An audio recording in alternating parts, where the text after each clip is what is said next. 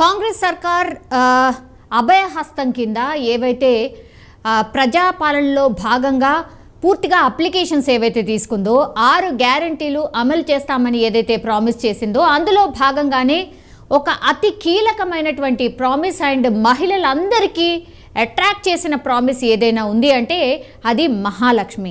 So Mahalakshmi పథకంలో భాగంగా అయితే వాళ్ళు చేసినటువంటి ప్రామిస్ ఏదైతే ఉందో అంటే 500 రూపాయలకే గ్యాస్ సిలిండర్ అండ్ 2500 రూపాయలు మహిళలకి ఇవ్వబోతున్నాం అన్నటువంటి మాట చెప్పారు.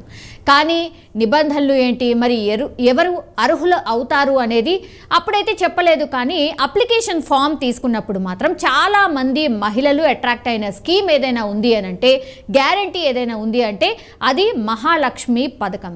సో మహాలక్ష్మి పథకంలో భాగంగా అయితే రాష్ట్ర సర్కార్ అమలు చేయబోతున్న ఏదైతే సబ్సిడీ గ్యాస్ సిలిండర్ పథకం ఏదైతే ఉందో అది సబ్సిడీ మొత్తాన్ని కూడా లబ్ధిదారులకే చెల్లించే అవకాశాలు కనిపిస్తున్నాయి. అంటే గ్యాస్ సిలిండర్ పేరు ఎవరి మీద ఉన్నా సరే, అంటే అది మహిళ పేరు మీద ఉందా లేకపోతే పురుషుడు పేరు మీద ఉందా దానికి సంబంధం లేకుండా ఎవరికైతే అర్హులు ఉంటారో వాళ్ళందరికీ కూడా గ్యాస్ సిలిండర్ పథకంలో లబ్ధిదారులు కాబోతున్నారు అన్నటువంటి మాట అయితే స్పష్టంగా చెప్తున్న పరిస్థితి కనిపిస్తోంది. సో సబ్సిడీ సొమ్మును రాష్ట్ర ప్రభుత్వం నుంచి తీసుకోవడానికైతే గ్యాస్ ఏజెన్సీస్, మనందరికీ తెలుసు గ్యాస్ ఏజెన్సీస్ ద్వారానే సిలిండర్స్ వస్తూ ఉంటాయి కాబట్టి, సో గ్యాస్ కంపెనీలు కానీ ఏజెన్సీలు కానీ డిస్ట్రిబ్యూటర్లు కానీ వ్యతిరేకిస్తున్న నేపథ్యంలో ఈ సొమ్మును నేరుగా అయితే లబ్ధిదారుల అకౌంట్లోకే బదిలీ చేయాలనే ఆలోచనలో అయితే రాష్ట్ర సర్కారు ఉన్నట్టయితే మనకైతే అర్థమవుతోంది. సో ఎవరైతే బీపీఎల్ కుటుంబాలు ఎవరైతే ఉంటారో, అంటే ఎవరికైతే రేషన్ కార్డ్, ఆహార భద్రత కార్డ్ ఎవరికైతే ఉంటుందో ఆ కుటుంబాలకే 500కే గ్యాస్ సిలిండర్ అందిస్తామని ఇచ్చిన ఎన్నికల హామీ అమలు చేయడానికైతే కాంగ్రెస్ ప్రభుత్వం సిద్ధమైపోయింది. సో గ్రౌండ్ లెవెల్లో ఆల్రెడీ ఈ ఇన్ఫర్మేషన్కి సంబంధించి అంగన్వాడీలు పూర్తిగా వాళ్ళు సేకరిస్తున్నారు ఇన్ఫర్మేషన్ అంతా కూడా. సో మొన్న ప్రజాపాలనలో భాగంగా అప్లికేషన్స్ ఎవరైతే పెట్టారో అందులో ఇన్ఫర్మేషన్ ఎవరైతే రాశారో, మహాలక్ష్మి పథకం ఎవరికైతే కావాలని రాసి ఉన్నారో, సో వాటన్నిటిని క్రాస్ చెక్ చేయడానికి అంగన్వాడీలు ఇంటింటికి వెళ్తూ ఉన్నారు. సో రేషన్ కార్డ్స్ ఎవరికైతే ఉన్నాయో, రేషన్ కార్డ్కి సంబంధించి ఎవరైతే నెంబర్స్ రాశారో ఫస్ట్ వాళ్ళ దగ్గరికే వెళ్తున్నారు. కొత్త రేషన్ కార్డులకు సంబంధించి పక్కన పెట్టేద్దాం. సో దానికి సంబంధించి సర్కార్ కూడా ఎట్లాంటి క్లారిటీ ఇవ్వట్లేదు. ఎవరికైతే ఆల్రెడీ రేషన్ కార్డ్స్ ఉన్నాయో, అంటే ప్రభుత్వ లెక్కల ప్రకారం ఇప్పటి వరకు పాతవి మనకున్నటువంటి ఇన్ఫర్మేషన్ ఆర్ అధికారికంగా చెప్తున్న ఇన్ఫర్మేషన్ 90 లక్షల రేషన్ కార్డ్స్ ఉన్నాయని. సో 90 లక్షల రేషన్ కార్డ్స్ ఎవరికైతే ఉన్నాయో వాళ్ళందరికీ కూడా సబ్సిడీ కింద 500 రూపాయల సిలిండర్ డెఫినెట్లీ రాబోతోంది. దానికి సంబంధించే ఇప్పుడు చెకింగ్ ప్రాసెస్ నడుస్తోంది. అంగన్వాడీలు ఇంటింటికి వెళ్ళి రేషన్ కార్డ్ హోల్డర్స్ ఎక్కడైతే అడ్రస్ అండ్ ఎవ్రీథింగ్ రాసి ఉన్నారో నేరుగా వాళ్ళ దగ్గరికే వెళ్తున్నారు.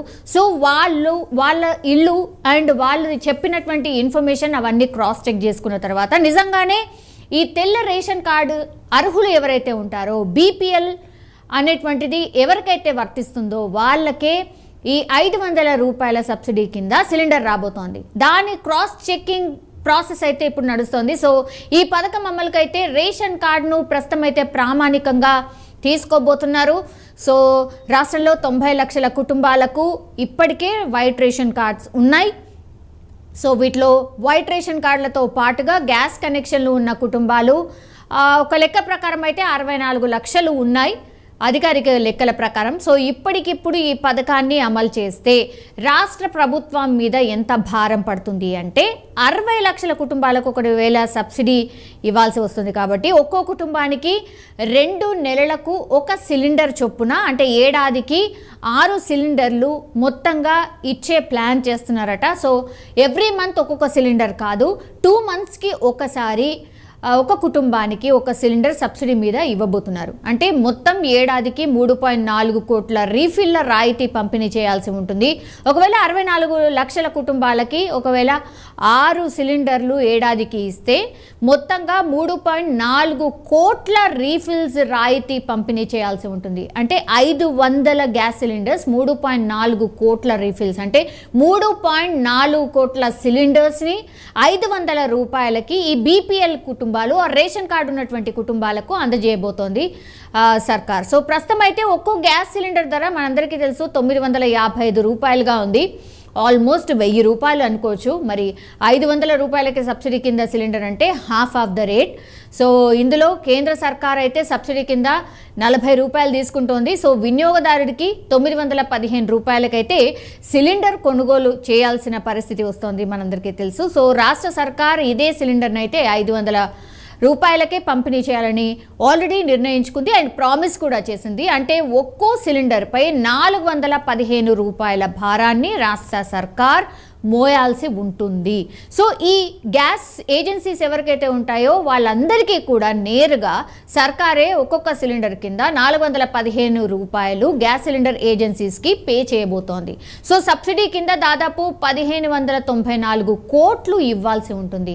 సో ఒక లెక్క ప్రకారం అయితే ఇవన్నీ కూడా ఇప్పుడు బడ్జెట్ సమావేశాలు రాబోతున్నాయి కాబట్టి ఇవన్నీ కూడా బడ్జెట్లో ఎలకేషన్స్గా ఉండబోతున్నాయి. ఎవరికి ఎంతెంత రాబోతోంది అని ఇంకా స్పష్టత రాబోతోంది. సో ఒక ప్రాసెస్ అయితే స్టార్ట్ అయిపోయింది.